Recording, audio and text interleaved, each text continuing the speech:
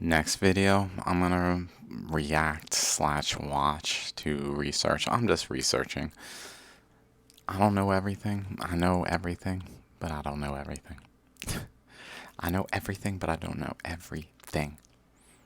Pardon me for saying I know everything. I am the theory of everything discoverer, or at least the one who was handed the tools by circumstances beyond explanation except a greater power, and here we are. So, Geology of the Himalaya talk. I watched enough of another one of his that I figure that that's where all of these are even coming from. I didn't even search for Himalayas, but it's just a main part of his focus, so looks like he's got several videos. Thanks everyone who I am reacting to. Mike, Don, and future people. I'm not sure who talks here, so if anyone else is like specifically talking here, if this is mainly a presentation. Looks like David Gellner. So maybe they talk, or maybe that person.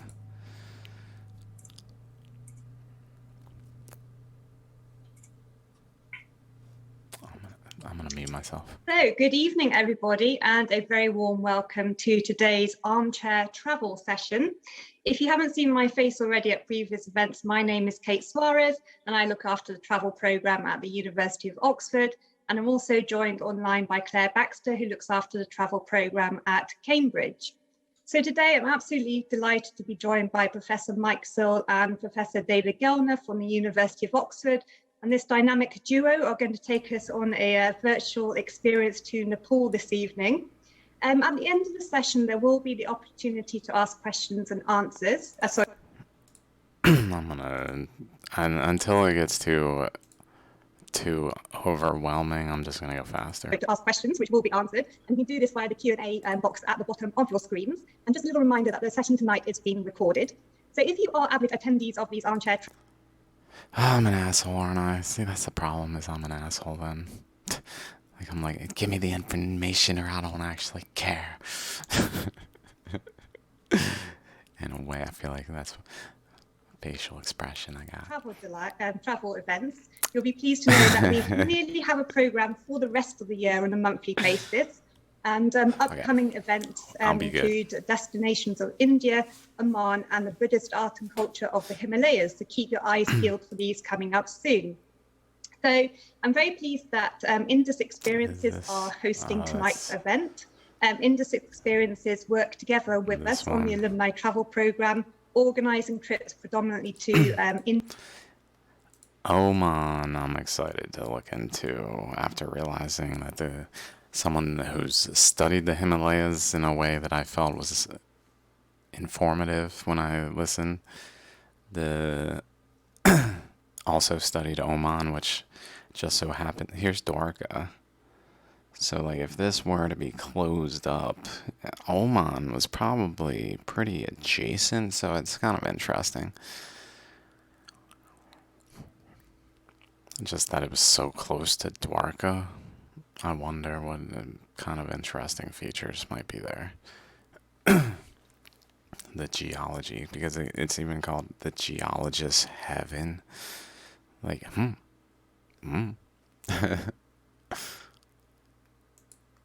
India and Asia. So before we hand over to Mike and David, I would like to introduce you to Asya from Indus Experiences, who will just say a few words. Thank you. Thank you, Kate, and welcome everybody to today's webinar. I'm really excited and I can't wait to listen to Mike and David. So very briefly, just like to take a moment and introduce myself. I'm Asiya. I'm from Indus Experiences, where I look after marketing. We are a very boutique, very niche tour operator based in London, and we specialize in creating tailor-made travel to Asia. We've been very fortunate that we're working with Oxford and Cambridge alumni programs for the last 4 to 5 years, I believe now. We've covered a lot of topics, which have included obviously geology, architecture, astronomy, to name a few. Mike and David are going to be talking to us today about the Himalaya of geology of the Himalayas. I beg your pardon. Where they are going to be talking us through today, the tour that we will be running in on the alumni program is taking place in September 2021 this year. We have more planned, the walks in the Himalayas, which is planned for, I think, 2022, and another one focused on Moorish architecture, which is yet to be decided. All the details will be launched and will be available, and Oxford and Cambridge will send out information, so do keep your eyes on that, as Kate said. And I won't take any more of your time today. I will now hand it over to Mike, who I believe is going first. Thank you very much for joining us, and I hope you enjoy the evening. Thank you.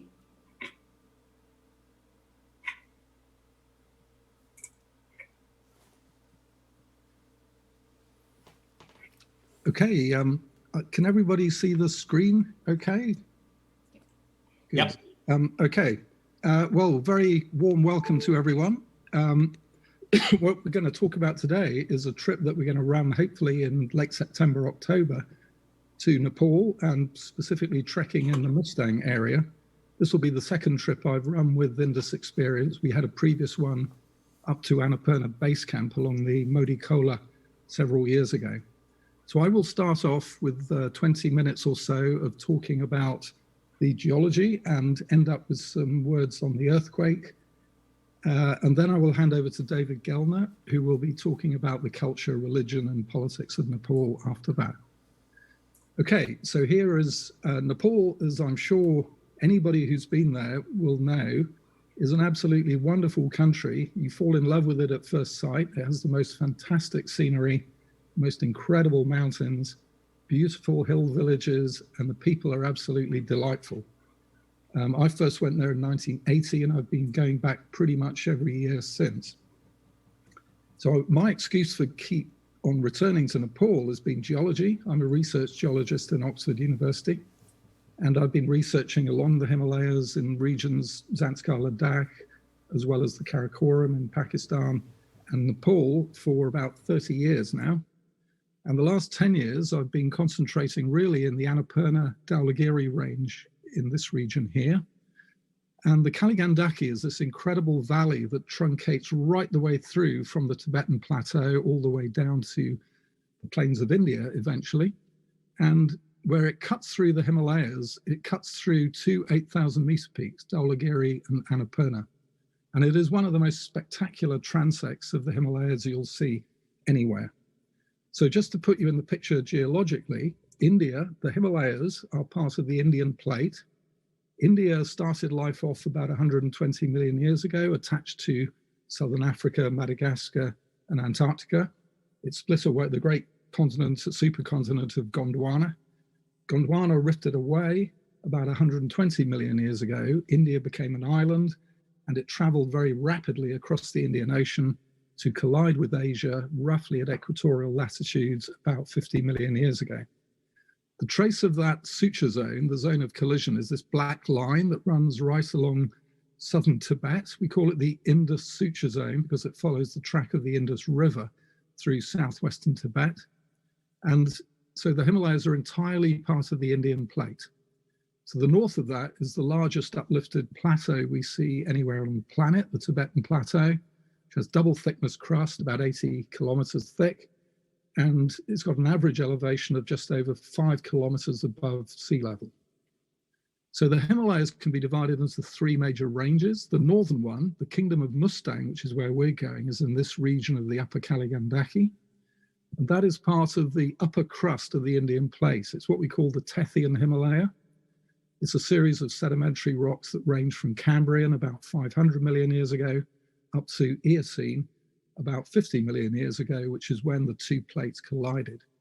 Spectacular folds and thrusts indicate that this zone here has been shortened by 200 or 300 kilometers at least. largest uplifted plateau we see anywhere on the planet, the Tibetan Plateau, which has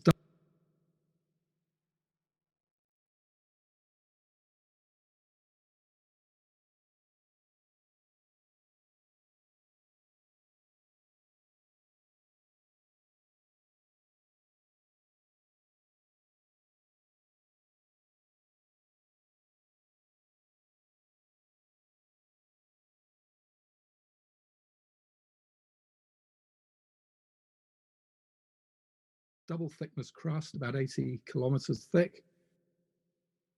Someone's like nailing or something. I don't know. So I muted myself. I just realized I was still muted. I didn't say much, but I was just basically saying that region is important. So I wanted to see what he was saying. Again, just really because he's talking about right by where the shallograms are from. And it's got an average elevation of just over 5 kilometers above sea level. So the Himalayas can be divided into 3 major ranges. The northern one, the Kingdom of Mustang, which is where we're going, is in this region of the Upper Kaligandaki. And that is part of the upper crust of the Indian plate. It's what we call the Tethyan Himalaya. It's a series of sedimentary rocks that range from Cambrian about 500 million years ago up to Eocene about 50 million years ago, which is when range from Cambrian about 500 million years ago up to Eocene about 50 million years ago. It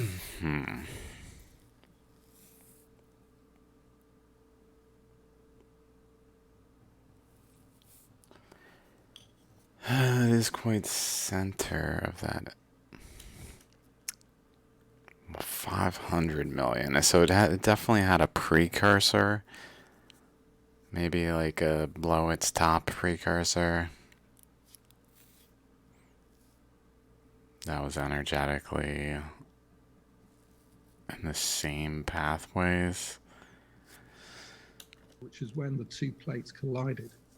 Spectacular folds and thrusts indicate that this zone here has been shortened by 200 or 300 kilometers at least.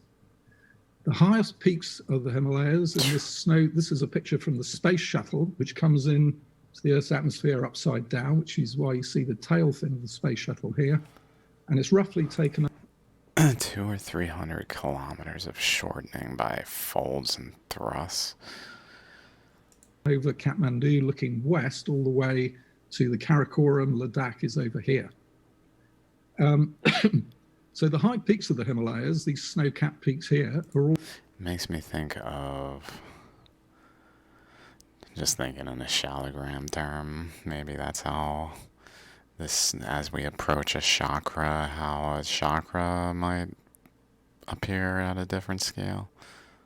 Mostly the metamorphic rocks, the deep crustal rocks that were part of the Indian plate and have been buried to higher pressures and temperatures, metamorphosed, and then thrust out to the surface along these major thrust faults that we see. The main central thrust, which was active during the metamorphism, and the main boundary thrust. Whatever's going on outside is... It could be the woodpecker. I think we got a woodpecker nearby too. So it could be the woodpecker.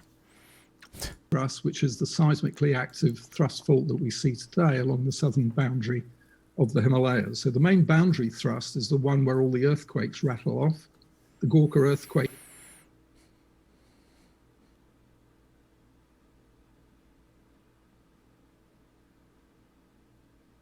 It's like a rainbow. Like actually a rainbow, like what exited the particle as a supernova's emissions kind of in a wave outward due to an imbalanced pressure on the mass on the land above, causing a greater pressure on one side than on the other side of the particle. So when it supernovaed, it did so out this way through the less dense materials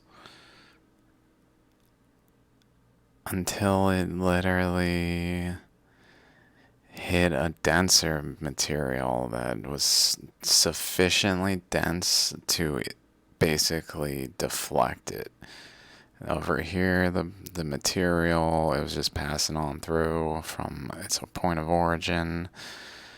Seemingly, it even, like, the fact that they show it as if it, like, goes like that is really interesting to me, because it suggests maybe the particle was over here and it emitted out in a plane, but in a wave in a plane, that then literally the wave is like a tidal wave, hits a coastline, starts to take a actual wave shape. Over here, it was just like energy propagating, but then it hit the region where it began to actually have to, like, do a wave thing, and it starts to fold all over itself. Then we get all these thrusts and faults, the folds, especially the folding aspect, by literally just like the water churning in the wave of a water wave. Same kind of concept, is the layers as they're moving start to literally churn, maybe, and they do so in like a blocky fashion, not just like a snowball, but like chunks at a time will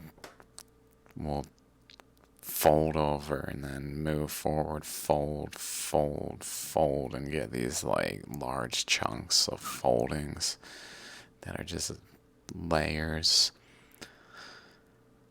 I mean, that to me makes a lot of sense, and the high Himalayas are just the peak of the wave, and the South Tibetan Detachment System, STDs. The STD is actually just adjacent to the energy flow that was propagating, and it caused like a interface layer that was changed, so it's not like the same material, maybe. Something about this layer that makes it like it's unique enough where they differentiate it from the rest, besides just that there's these faults here. Like also in the materials that they're composed of, it's probably very much a gradient of separation that occurred also in some ways, where like maybe the high Himalayas are made of the either more dense or less dense. I'm not sure off the top of my head which one makes more sense. Like, to me, at first thought, like the ones that are going straight would be like more dense, and the ones getting more deflected by resistance would be less dense. I'm not sure what the materials are.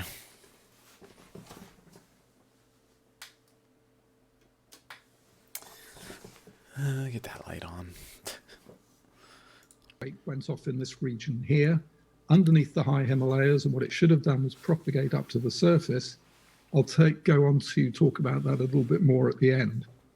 So the Mustang region is in... I guess the battery's dead already, like 2 hours. This region here of the upper crust, which is all sedimentary rocks, spectacularly folded and thrust, and all of the high peaks here south of the Annapurna region are all the metamorphic part. A cross-section of the Himalayas, this is actually through Kathmandu and the Ganesh Himalayas, shows the part of the fault that ruptured during the Gorka earthquake here. And at the top of the Himalayas, this region here, is all the metamorphic rocks that culminate with the major leucogranites. And many of you will know that some of the highest peaks of the Himalayas, mountains like Manaslu and Makalu and the lower part of Everest, are made of these 20-million-year-old Miocene leucogranites. So here's a few of the spectacular mountains around the Annapurna region. This is the south face of Annapurna. Let me just look at this real quick. Sediments on top of Paleozoic and Proterozoic. Where's Paleozoic again?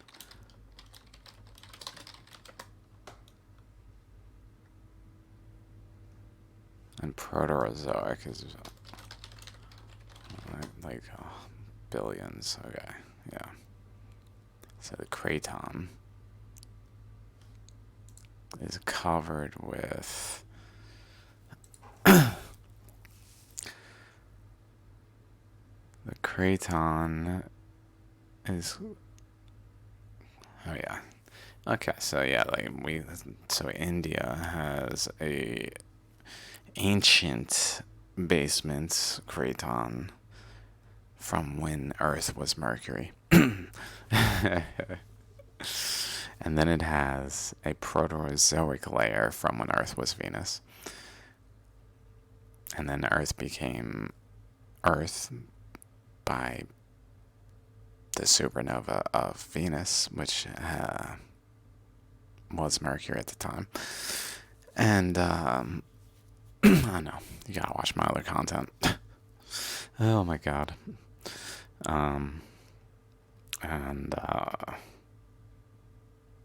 So like this was Mercury, Venus, and then the initial Great Flood event is Paleozoic.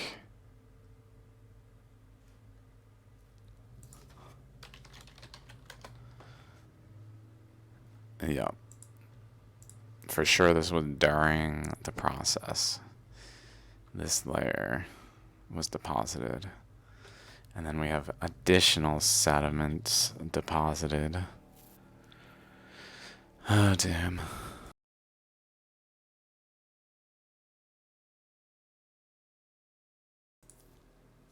I don't know if that's audible. It doesn't sound like it, or it doesn't look like it based on the someone. Okay, it's gone.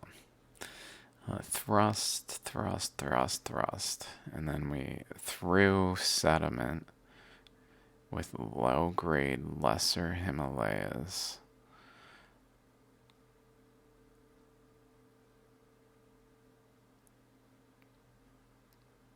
Low-grade, lesser Himalayas.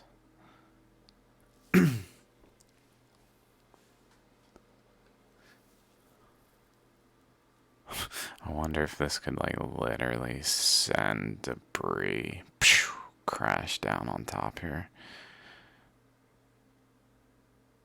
Like as the wave protruded, maybe some of it was able to do that.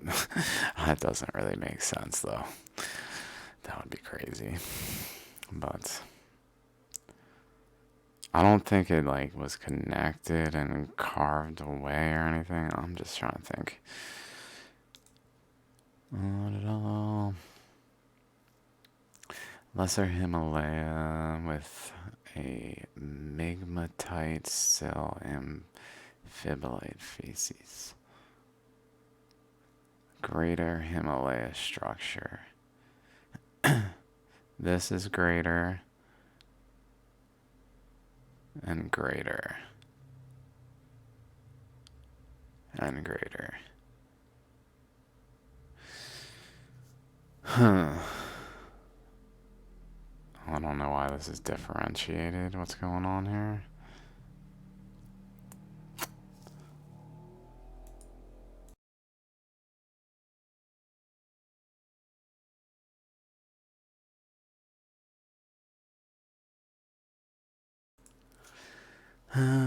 Depth. Oh, okay. Manaslu and Makalu and the lower part of Everest are made of these 20 million year old Miocene leucogranite. So here's a few of the spectacular mountains around the Annapurna region. This is the south face of Annapurna, which was a... My initial thoughts are these are big chunks. The granite ones are literally chunks of the particle. One of the 8,000 meter peaks, the first one to be climbed, in fact. Dhaulagiri over here on the right.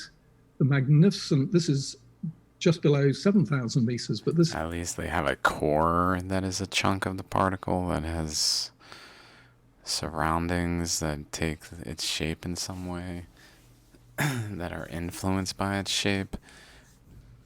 is the magnificent holy mountain of Mashapuchari, the fishtail, taken from the Sarangot Ridge right above Pokhara. So on our trip, we will fly from Pokhara to Jomasam, going along the Kaligandaki Gorge. So we'll be flying about 2,000 or 3,000 meters lower than the summits of Dhaulagiri and Annapurna, and you'll get magnificent views of the ice falls coming off each of those faces. We land at Jomasam Airport, which is here on the northern side. We won't be going in planes like this. This was taken during a filming trip with the BBC. Ian Stewart was in this plane. I was in a helicopter, and we were flying around the Annapurna Sanctuary to present some of the BBC programs there. So the metamorphism of the Himalayas is all this colored sequence of rocks here. This is the classic view taken from Poon Hill, very famous trekking route, looking across the deep gorge of the Kaligandaki, which is down here, to Dhaulagiri. And Dhaulagiri and Annapurna are two of the only peaks, the 8,000 meter peaks, which are actually in the base of the Tethyan sequence. So these are sedimentary rocks. Dhaulagiri is Cambrian and Ordovician limestones and dolomites, spectacularly folded, and all of the colored rocks here are the metamorphosed equivalents of the Tethyan, which we will see further down towards Pokhara. So the metamorphic sequence here can be matched to the unmetamorphosed upper crust sequence of the Tethyan zone here, which, as I say, range from Cambrian, even Precambrian sediments at the base, all the way up to the Cretaceous. And this is the classic shelf carbonate sequences you see everywhere on the Gondwana plates, in the Alps, in the Zagros Mountains, in Oman, and on the northern side of the Indian plate. A geological map of the Annapurna region, which I won't go into here. Dhaulagiri is this region here, and Annapurna is this region here. And all of these rocks are the metamorphic part of the greater Himalaya.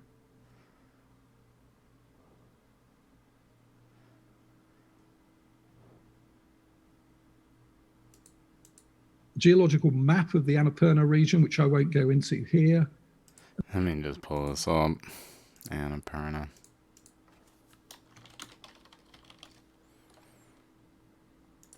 Sure. Oh my god, look at that picture. Pfft. Insane.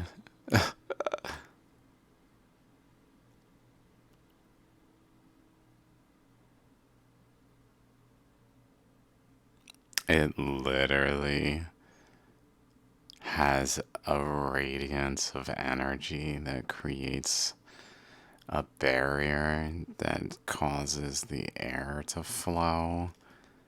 Oh my god.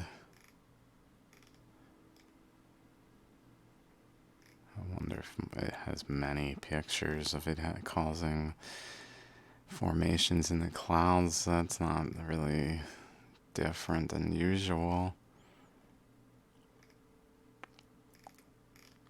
Okay. Anyway, I just wanted to see where this is. There it is. There it is. Okay. So it is. Oh, it's like right at the, basically at the beginning here of the Gandaki River thing. Okay. Okay. Cool.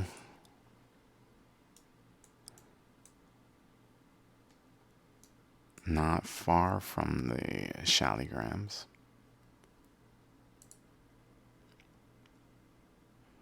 Okay, that's what I wanted to also see how zoomed in he was. He's probably around like this.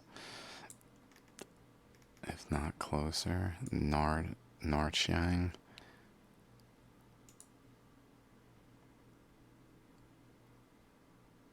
Jamasum.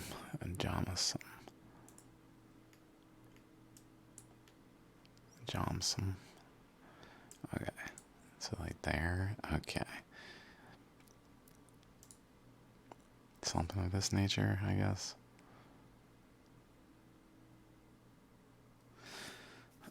Dhaulagiri is this region here, and Annapurna is this region here. And Dhaulagiri, so even maybe more like that.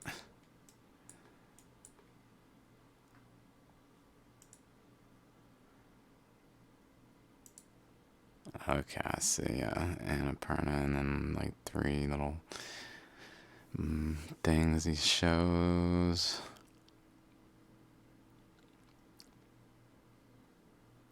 And all of these rocks are the metamorphic part of the Greater Himalayas. And as we go north from Jomasan, we go in towards Kagbani, and Lomantang is at the northern end of that. So the most incredible thing geologically about the high Himalayas is that the whole metamorphic... Oh, shit, dude.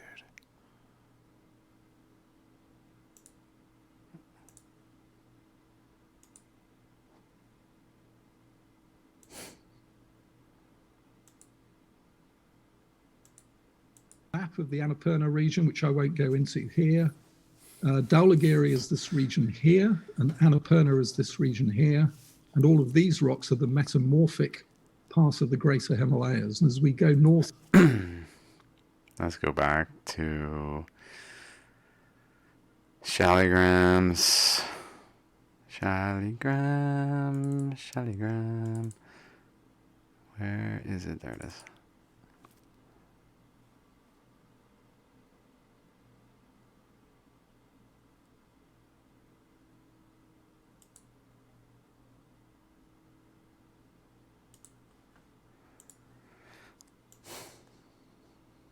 I'm just thinking, could this be the metamorphic rock? Could this be similar to this stuff?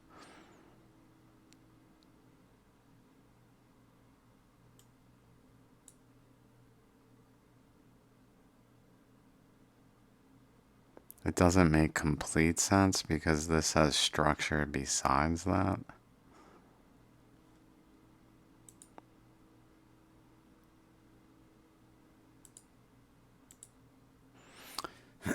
But metamorphic rock. That would be a good way to describe the gold aspect of the Shalligrams. Like, this rock was metamorphically transformed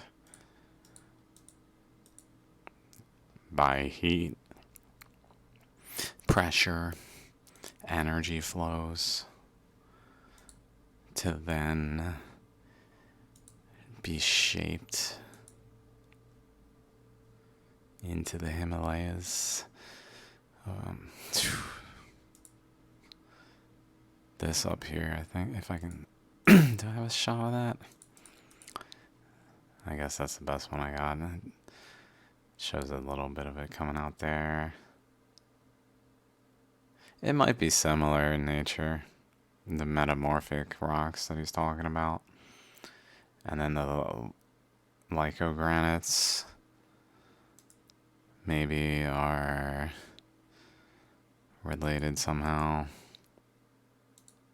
to just generally to this gold stuff on a different scale. From Jomasan, we go in towards Kagbani, and Lomantang is at the northern end of that. So the most incredible thing geologically about the high Himalayas is that the whole metamorphic sequence along 2,500 kilometers of the high Himalayas is actually upside down. When you trek northwards towards Tibet, you're going progressively into higher and higher grade rocks. Biotite, garnet, kyanite, sillimanite is going up the Barrovian metamorphic sequence, and eventually you get into migmatitic rocks like this where the granites are actually melting from.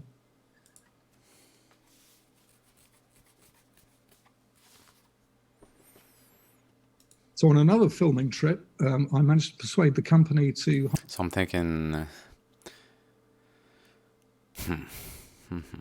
like the energy flows hitting the end. Energy flows from a supernova under the surface of the Earth, propagating under the surface here outward, but then they literally run into a wall of the craton of India and are caused to deflect upward into this mountain range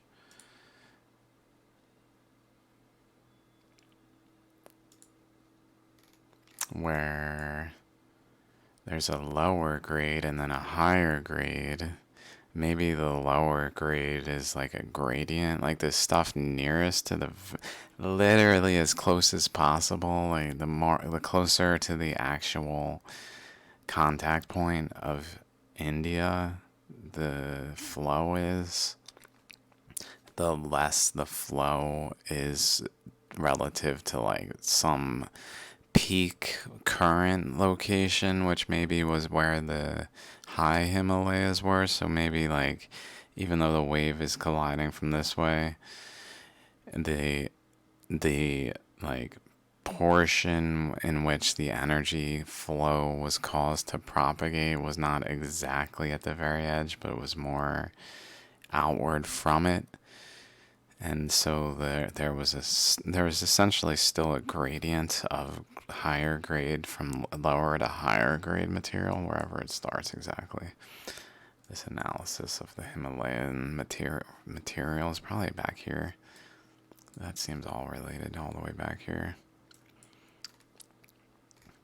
This is interesting.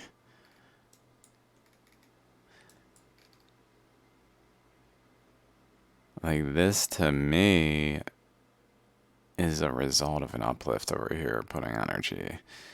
Like the energy coming this way, not, I don't know why the collision of India with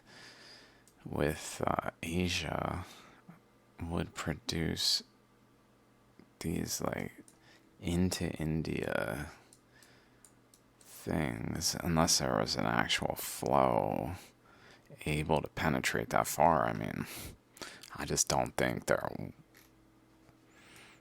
India hitting Asia would have that flow. I don't think it would, but maybe, pardon me, maybe that's sufficiently explained. Besides the point, back to the actual analysis. Let's go. So there's for sure. I gotta take notes.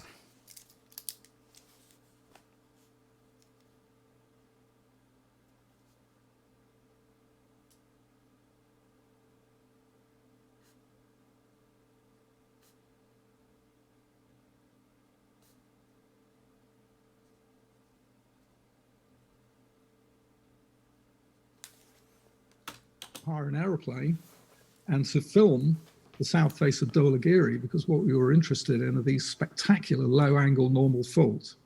This is the base of the Tethyan carbonate sequence, Cambrian and the Ordovician limestones.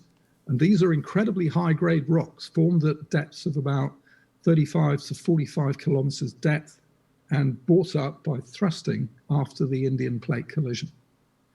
So in the Annapurna region, it's very famous for these spectacular folds, huge, large-scale folds, mountain-scale folds, which we see most spectacularly in the mountain of the Nilgiri peaks, which are just south of Jomasun.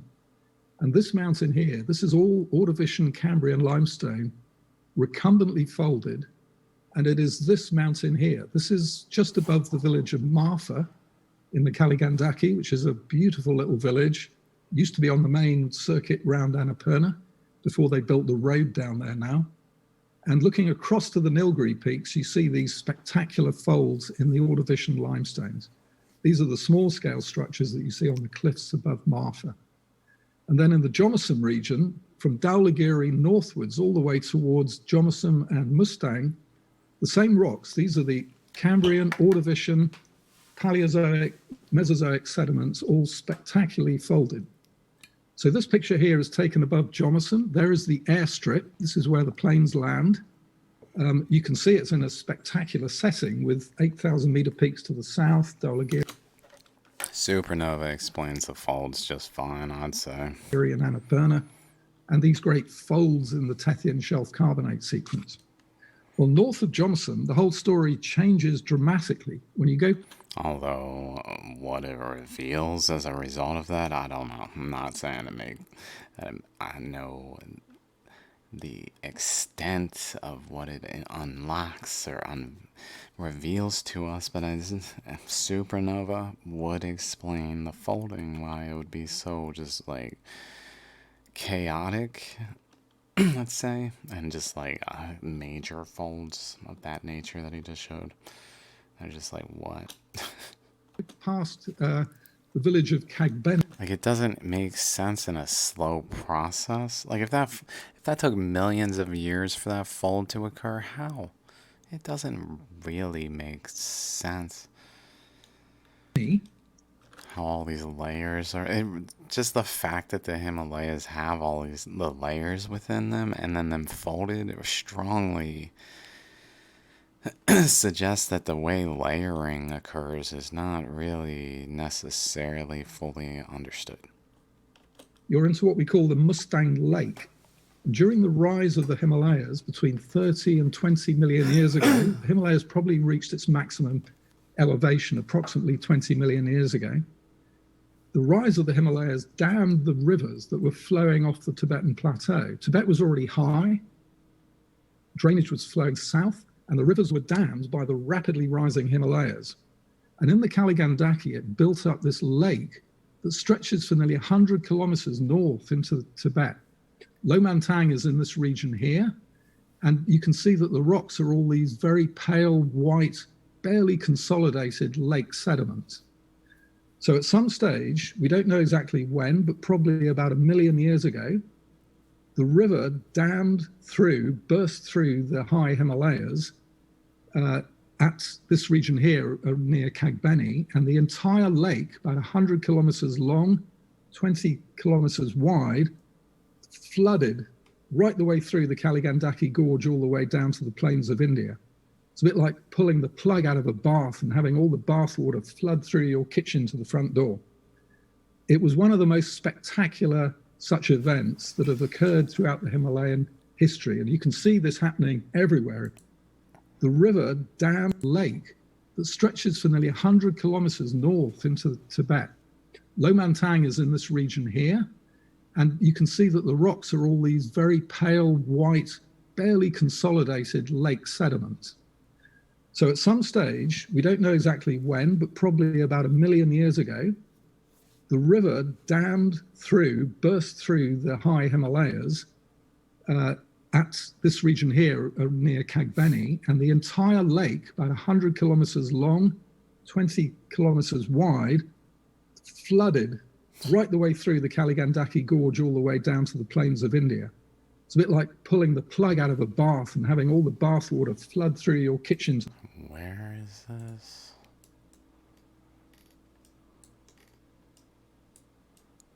I guess he's talking about here. It must be here. He said all the pale all the way here.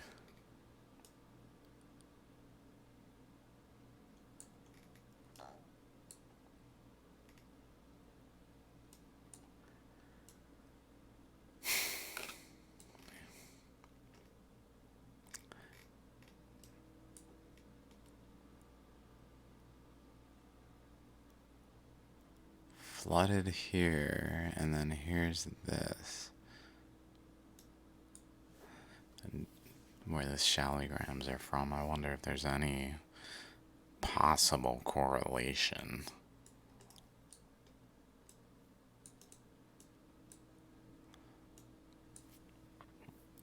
And a supernova from the weight of the body of water there, maybe kind of way similar to as occurred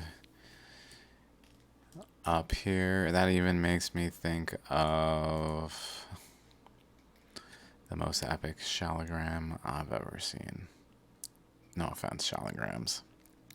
They're all amazing. I mean, they're all literally priceless, like, in their epicness. But this one, maybe it's kind of like this in some way.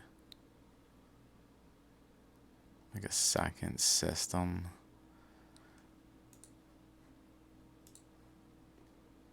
That was here. This region that literally supernovaed maybe.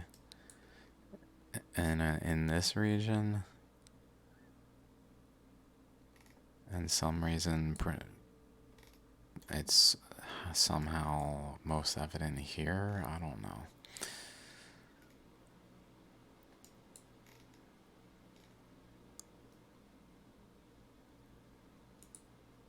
To the front door. It was one of the most spectacular such events that have occurred throughout the Himalayan history. And you can see this happening everywhere in Pakistan, India, Nepal, Arunachal Pradesh. So these lake sediments, the Kaligandaki River has cut through these lake sediments, and we will be trekking up this region to Lomantang, the capital of the Kingdom of Mustang, through these lake sediments. Now, I have not been to Mustang before, but a very good friend of ours, General Sir Sam Cowan, who I'm sure is listening to this, who lives in Oxford. Here are the three of us meeting up for our regular Nepali chat in the Rose and Crown pub in Oxford, which unfortunately we haven't been able to do for the last year, but we will do as soon as they open. Sam has spent more time in Nepal. He was the commander of the Gorka Regiment there for many years. He's been going to Nepal forever and knows the country like the back of his hand better than anyone. And all these pictures of Mustang are taken from Sam. So you can see that the lake sediments are these very well stratified sediments here, and the Mesozoic shelf carbonates are behind them in this region here. Mustang is a land full of monasteries and gompas and spectacular old Tibetan type villages at Lomantang and all the way to the south. This is the type of trekking that we will be doing, fairly gentle trekking each day between lodges with jeeps and ponies carrying the gear behind us. This is the village of Kagbani, which is roughly where the Kaligandaki broke through the high Himalayas to drain the lake. The peak of Nilgiri looking south down here. And this is the capital, Lomantang, the capital of Mustang. So these are the spectacularly preserved quaternary lake sediments that occur above Lomantang. And this is where we'll see a lot of these monasteries and monk settlements that are drilled into caves in these rocks above the cliffs here. So this is not the first time it's happened, and the most recent time it's happened was actually Interesting. that are drilled into caves in these rocks above the cliffs here. Okay, so a lot of them are man-made. I'm not sure they're man-made necessarily, though.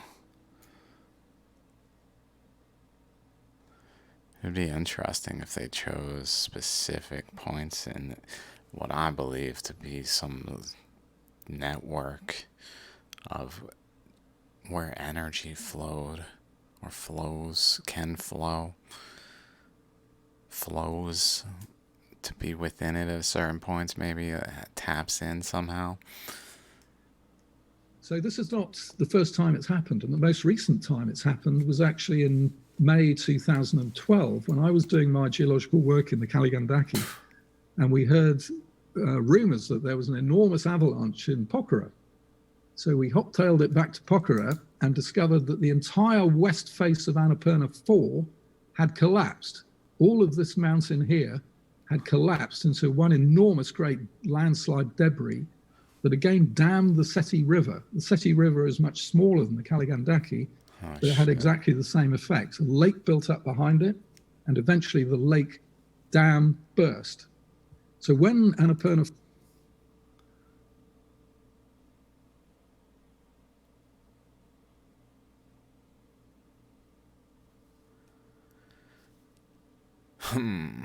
four west face collapsed, a friend of mine who is a pilot. I'm just thinking of like fractal aspects of that, where it might be visible. I was thinking of ammonites.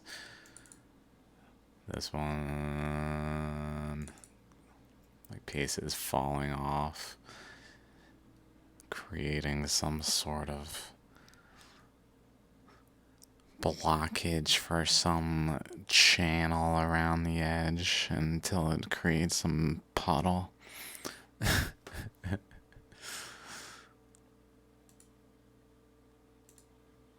A Russian pilot working for the Avia Club in Pokhara, just mainly because why I was thinking that is because of what's going on here, where it's got this block, this protruding thing. That basically it's a nucleus of a system, which is why the ammonite is there, because it's actually at the nucleus, because it is the nucleus. And over time, the sides erode underneath, and then basically chunks no longer have support anymore, and they just start chunk falling away, leaving behind the nucleus and a core of the larger structure initially, because these just melt away pretty much. So maybe this was a similar type of process where this landslide was. Pokhara, and Like this happened because whatever was here was slowly being eroded away. The support underneath it of less dense material, and then it just collapsed. Plus snow, and just couldn't support itself anymore, because that's just what happens in all of them. and discovered that the entire west face of Annapurna 4 had collapsed. All of this mountain here had collapsed into one enormous great landslide debris that again dammed the Seti River. The Seti River is much smaller than the Kaligandaki, but it had exactly the same effect. A lake built up behind it, and eventually the lake dam burst. So when Annapurna 4 west face collapsed, a friend of mine who is a pilot, a Russian pilot working for the Avia Club in Pokhara, just amazingly happened to be flying over the Seti Kola with a couple of tourists when it happened. This picture is taken from the camera on his wing tip, and he, of course, radioed straight back to Pokhara, but was not in time to get word out to the local villages at the top of the Seti Kola. Oh my God. So people died. what happened was that the lake built up with all of this drainage area between Mashapuchari, Annapurna, all the way around to Annapurna 4. Oh my God, it just really does look like energy flows, and as the currents become less, they literally cannot support the elevation anymore. And when the It's like a dendrite. water pressure got too much, it burst down the Seti River. This picture here was taken on the 21st of May as the flood came down.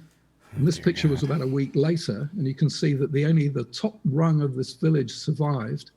All of these houses were swept away, and the flood went all the way down to Pokhara town, where it had a devastating effect on the drinking water supply. All of this debris here was derived from the avalanche on the west face of Annapurna 4, came all the way down the Seti Kola. So to finish, I'm just going to say a few words about the Gorka earthquake. This happened on the 25th of April, 2015. And just looking at that image, that's real interesting. It's like a particle, maybe supernova. I don't want to say losing its top. Unfortunately,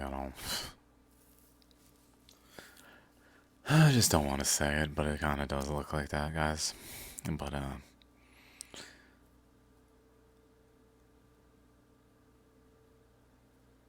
like a separation of particles. I don't know what this is. Slip, the degree of slip.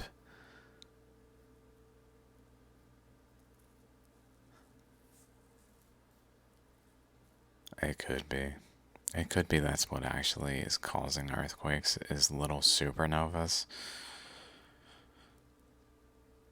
of particles bigger than atoms but smaller than planets, because all systems function the same.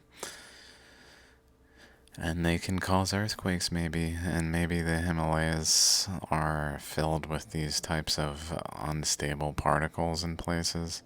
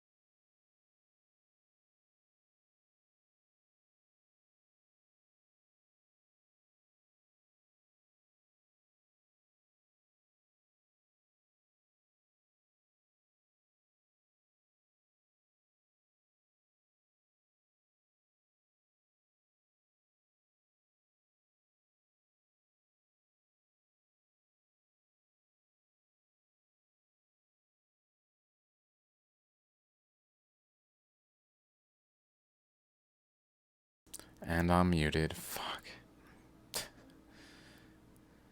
Oh my god, how long was I freaking muted? It was an airplane. But I'll be right back though.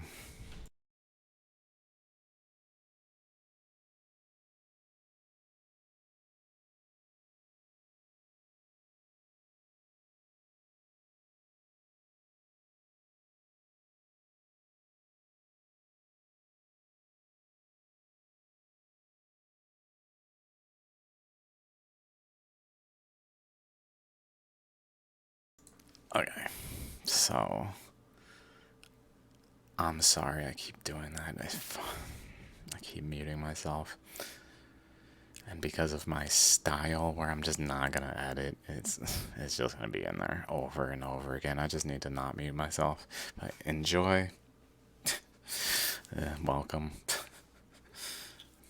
It's just like really like freaking airplane. Like, alright. Maybe I'll mute that. And then I just got. So what I was saying. Unfortunately, I literally don't know how far back I stopped talking and muted myself. It's probably here. Let me go back here. Let me just talk about this again because I'm pretty sure that I was muted the whole time. Is essentially, I was like, it looks like a particle losing its top or like splitting and decaying and becoming two particles.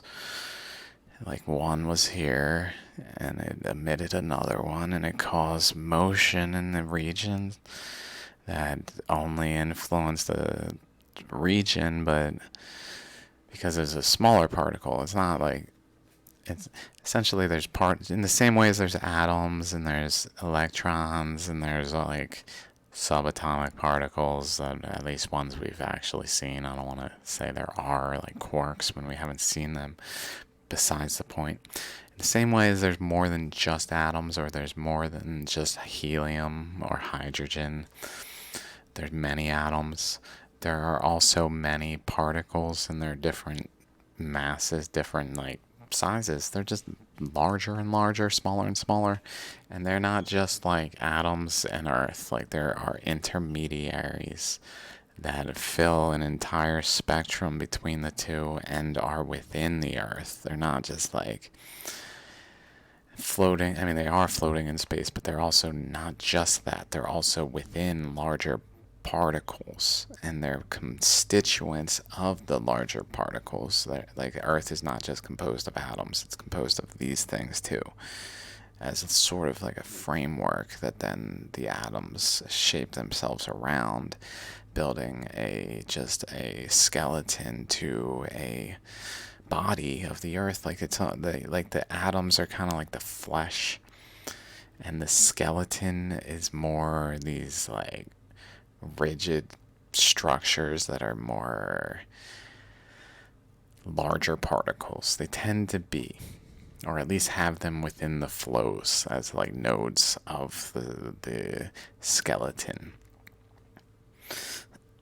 So it looks like, unfortunately, I was saying that maybe it blew its top, and maybe it's just supernova, and that's that. But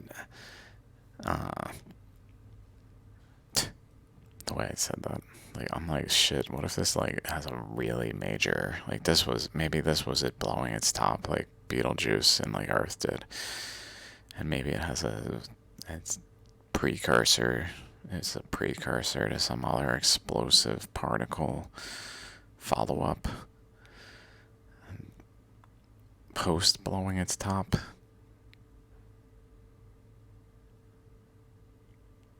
I don't know, just a thought, just something at least to be aware of, because I am thinking there's a good possibility that earthquakes, I was thinking the past earthquakes are just tied to like voids that were formed in the earth, and like the things fall sometimes into the voids and create space above, and then a new void, and it kind of moves the void until finally like the top is fallen enough that the earthquakes have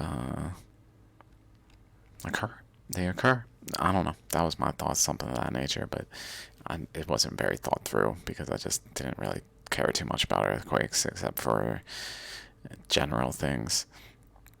but to really like reason out what exactly is causing them, I didn't really have an idea except like that, what I just said. So, and I didn't think that was very good, so I didn't really, it was just like, but this I can kind of get behind. That now I'm thinking about it, that particles can literally supernova on different scales, and some of them are of the scale where they create earthquakes. And maybe they even can be detected to produce some sort of secondary system, and maybe even an outline to some thing, I don't know, some region of like where the energy is able to propagate that is suggestive of something here. I don't but maybe particles are literally large enough particles in the earth become unstable and they supernova at times, and that's just what we call earthquakes. Not sure if that makes complete sense. Maybe that's one of the ways, and like just like I said earlier, like things collapsing into voids also can cause earthquakes, because that makes sense to me. Like if there's a pillar, like a particle, and a ceiling like the Earth's crust, and enough pressure is on it, it's possible that this region, there's a gap like the shallograms that formed at least a lower density gap, not necessarily a void, like nothing within it, but like a lower density gap that the ceiling can collapse into. Makes sense to me as a possible cause of earthquakes at times. Like California maybe is more in that type of category, because it seems to be like this, like the shallogram or like the ammonite that is like slowly having parts of it fall off. Maybe California, that when they say California fall into the ocean kind of concept, maybe they're literally referring to that it's kind of like this, maybe where this could like break off and just kind of be down here then, and then maybe even not really rest on the underneath soil and just kind of tip in, and who knows, that would be crazy if it like tipped in. Not that I would, envision such things. Ammonite, large ammonite. It's so large, it's too large to be detectable as an ammonite, because it doesn't produce the distinct skeleton or shell that fossils are thought to be caused by.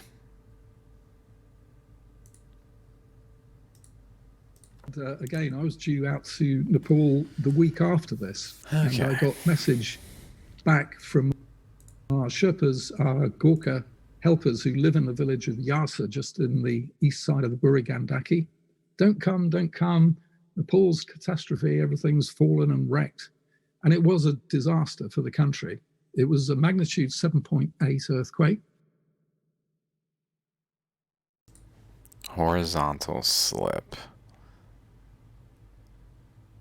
Are they saying it, the elevation raised even? Uplift. Epicenter was about 15 kilometers depth, and it was a thrust fault. During that earthquake, the horizontal slip, the rocks above that fault, moved by anything up to 7 meters in the matter of a few seconds. The fault ruptured about 150 kilometers of the plate boundary from Gorka all the way eastwards towards Mount Everest. The mountains on the north side of Kathmandu rose by just over 1 meter in about 3 seconds. So all of this mountain range to the north of Kathmandu, this shows the maximum uplift of the mountains to the north of the Kathmandu Valley.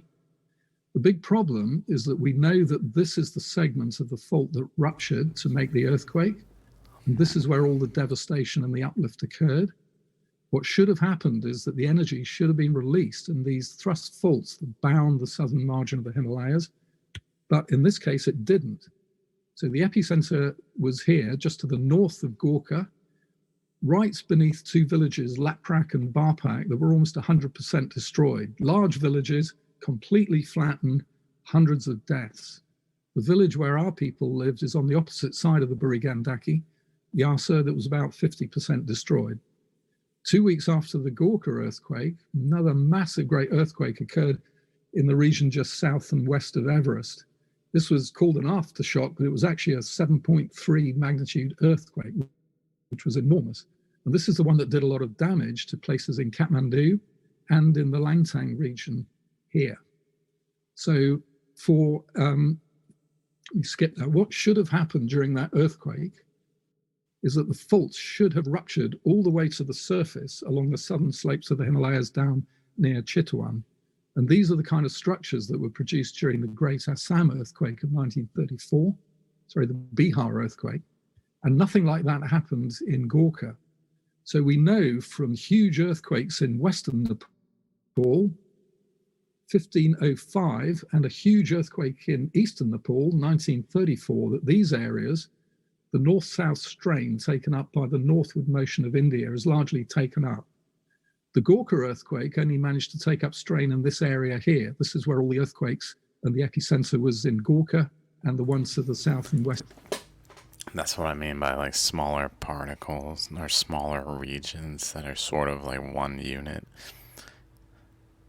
where the strain was taken up is within the system that's supernovaed, and it's like surface,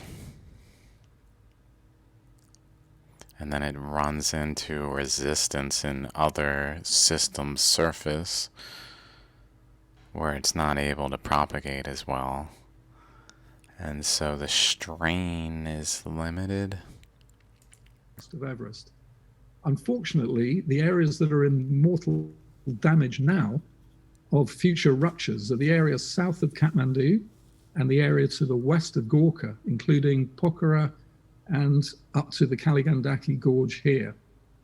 This earthquake could happen at any time. We know it's going to happen. We don't know if it's going to happen tomorrow or in 10 years' time or in 100 years' time, but at one of these days it will happen. It's absolutely inevitable. So not only did the earthquake have this devastating effects on the topography in Kathmandu. That's really sad, but also really interesting. That there was one in this region, there was one in this region, there was one in this region.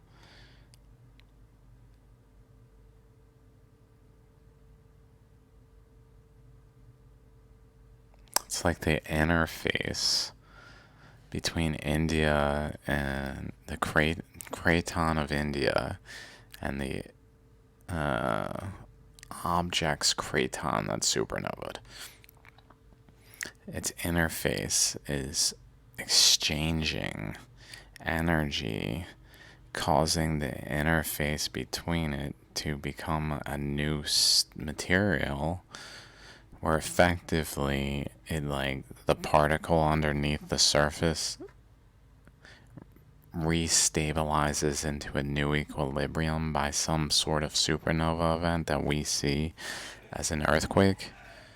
At any time. We know it's going to happen. We don't know if it's going to happen tomorrow or in 10 years' time or in 100 years' time, but at one of these days it will happen. It's absolutely inevitable. So not only did the earthquake have this devastating effects on the topography in Kathmandu and the mountain. I would say almost guaranteed, absolutely, unequivocally, that's the truth right there, what I just said, that there is, that's why earthquakes are happening in those locations, because there's actual particles that are restabilizing to new equilibriums and going through transitions where they literally supernova. But they're too small to be like penetrating the surface as mountains, but large enough to be penetrating the surface as vibrational energies that we then say that was a blah blah blah magnitude earthquake, 7.8, whatever. 8 give them descriptions of the strength of the earthquake and the depth and so on. So we like, and the uplift caused by it, which is supernova, like an explosion under the earth. Kind of, maybe that would cause some uplift. I could see that, at least temporarily, causing a excited crust state where it raises to a higher elevation for a time while the particle is excited some reason. Just a thought, not necessarily in this instance, but just another potential. To the north, but it also had huge effects in the village of Langtang Lurum. The very first time I went to Nepal in 1980, we went to climb the south face of Langtang Lurum. We didn't get to the summit, we got to somewhere up here. And we spent a month camping outside the village of Langtang, which is an absolutely idyllic, beautiful Himalayan Nepali village. After the earthquake, the village completely disappeared. It was totally buried by rock and ice and rubble coming down as a result of the earthquake. And the entire climbing route, which went up here, is now destroyed. It's all in rubble that went here and buried the entire village. No survivors at all. Houses, 3-story houses buried beyond the roof. It was an absolute... Oh my god, a fucking village in this gorgeous Himalayan terrain, just hanging out, not really doing anything to anyone, just have probably goat herding and things of that nature, just little... then fucking boom. Catastrophe. This was a picture taken from our Camp 1, looking straight down where the avalanche... I guess that's why we need to know how the Earth functions a little better. Really help, I'm sure it would help prevent things of that nature better. Because that literally probably could be understood as like, okay, this thing here has chunks that are going to break off, and this is a dangerous chunk here, like the ammonite nucleus being chunked away. This chunk here is likely, that's a chunk. That we can tell it's a chunk. We can tell it's a little big and it looks like it's starting to erode underneath it, so it's maybe not the best chunk to be around kind of thing. I don't know how we would go about doing it exactly, but it seems possible. Just a thought after that. Launch went. Langtang village is right down at the bottom of the valley. Besides the obvious, like that looks like that's gonna landslide. Like actual, like how they positioned stress like this. How there's like boundaries. Like, okay, there's a boundary in the side of that mountain. That there, right there, is that part is susceptible kind of thing. Village of Langtang, which is an absolutely idyllic, beautiful... Oh my god, this place got covered by an earthquake. Himalayan Nepali village. After the earthquake, the village completely disappeared. It was totally buried by rock and ice and rubble coming down as a result of the earthquake. And the entire climbing route, which went up here, is now destroyed. It's all in rubble that went here and buried the entire village. No survivors at all. Houses, 3-story houses buried beyond the roof. It was an absolute catastrophe. This was a oh my god. Picture taken from our Camp 1, looking straight down where the avalanche went. Langtang village is right down at the bottom of the valley. Oh my god, I can't even fathom. A fucking mountain slide down here, boom. Like, yeah, fuck. Like, it would literally start to spread out, too, and just cover. Like, what the fuck do? You see it coming, just spreading out. This was a picture taken from our Camp 1, looking straight down. Looks like no survivors, I guess. Down where the avalanche went. Langtang village is right down at the bottom of the valley. There's snow and ice avalanches all the time in the Himalayas. But the Langtang one was a massive rockfall. Rock and ice avalanches are the worst of all because they actually bury whole villages, as we've seen. This is looking from Langtang up towards the Jugal Himalaya. It was the same time, the same earthquake, where which affected Everest Base Camp. There's about 100 tents in here, Everest Base Camp, and the entire Serek region on the west ridge of Everest collapsed and caused this air blast to run right through Everest Base Camp. And something like 15 people were killed during that event alone. Air blast? So earthquakes are very prominent. We're bound to feel them. They rattle off all the time in the Himalayas. But the big ones are the ones that take up the strain. And these are the ones that we've got to be prepared for in the future. Earthquakes are common. I mean, it really does.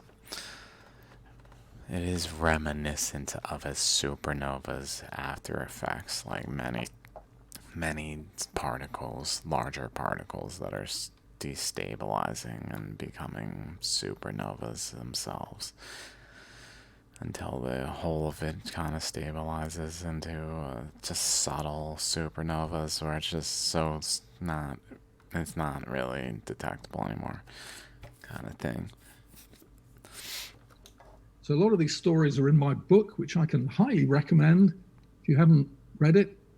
And Nepal, as I say, is a fabulous country, fantastic mountains, wonderful scenery, great geology, Red panda, and lovely people. It's also got amazing wildlife. It's very famous for langur monkeys, which I see round Pokhara. If you go down to the Chitwan in the south, it's famous for the Bengal. Someone had monkeys throwing rocks at them, causing a landslide in one of the other ones of these Himalayan tigers. And I've seen red pandas in the forests above Langtang as well, which is an absolutely magical sight. Chitwan, of course, is also famous for the great one-horned rhinos and musk deer. Oh my god, rhinos are crazy. Like, what the... How cool of an animal is that? Like, what the... It's just got armor. It's like, what? Trying to eat me? All sorts of fantastic wildlife down there. There's hundreds during the migration in the spring and autumn. There's flocks of thousands of bar-headed geese coming over from Tibet, and you'll hear them honking. They fly at altitudes above 10 kilometers as they traverse across the high Himalayas. In Mustang, we're bound to see some of these lammergeiers, bearded vultures, which are the desert vultures of Tibet. And the steppe eagles here are the commonest raptors. The monal pheasant is the most spectacular bird of all. This is the national bird of Nepal. The ibisbill we will see, they occur in these high altitude river valleys like we're going to see up in the Mustang region. And then down in the south, paradise flycatchers are unbelievable, golden orioles. And my favorite of all are the fantastic little sunbirds that you see all over the gardens of around Pokhara and the slopes of Nepal. So Nepal, I cannot emphasize enough what a wonderful country it is. And if you haven't been trekking there, it's one of those things that you must do in your life. So we will be continuing to run treks out to Nepal as long as the legs will stand, hopefully for a long time. And I urge you to come along with us and sign up. Okay, I'm going to hand over to David now.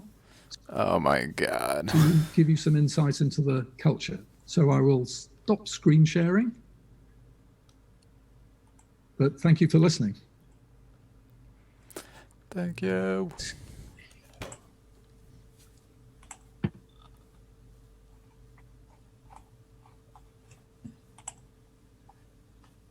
Right. Hello, everybody. I hope you can see my first slide. So, yes, the earthquake. The earthquake was a great tragedy. It would have been much, much worse if it hadn't fortunately been happening. Fortunately, it was happening on a Saturday in the middle of the day. If it had happened at night, maybe 4 times as many people might have died. Most people were outside, and it wasn't a school day. Thank goodness. Anyway, one slight silver lining which came out of the earthquake was that Mike and I met. Mike had been going to Nepal since 1980, and I'd been going to Nepal since 1975. And we both loved the country. We were both professors at the University of Oxford, and we had never met each other and didn't even know about each other's existence until the earthquake. And the earthquake brought us together, and the rest is history, as they say. And now Mike talked me into leading an alumni tour, which is a first for me, but not for him. And so I'll be, obviously I knew the reason I have not heard of Mike before is because I know absolutely nothing about rocks. And I'm hoping to become a little tiny bit knowledgeable anyway by the end of the tour. And so I'm going to be sort of doing like him, doing a kind of transept through Nepal. Nepal goes from the Indian plains in the south up to the Tibetan plateau. And so correspondingly, just as you get all these different kinds of rock, you also get all these different kinds of cultures. The one that I actually know and can sort of speak about with some expertise, so I'm going to talk about that most, is the culture of the Kagbani. Okay, let me just click ahead. As much as I would like to...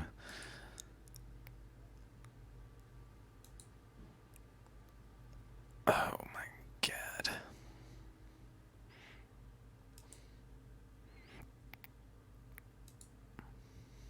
This looks... okay. I guess that's a good spot to actually stop on this one then. I was gonna make a two-parter. It's like, I guess I'll just... And then I was like, I'll just do the other half for the other guy. Especially once he was done. But looks like I don't need to because it's not even about the actual geological aspects. I'm sure it's very interesting. Maybe I'll watch it off camera, but not record it because it's not really too pressing right now. So, all right, till the next one. Wait, actually, let's see. What did I contemplate this time? More about the dendrites. The potential of there being more types of like systems than just like a big one that's supernova and caused the Himalayas, but also there being little ones causing earthquakes that are going off now that are kind of like the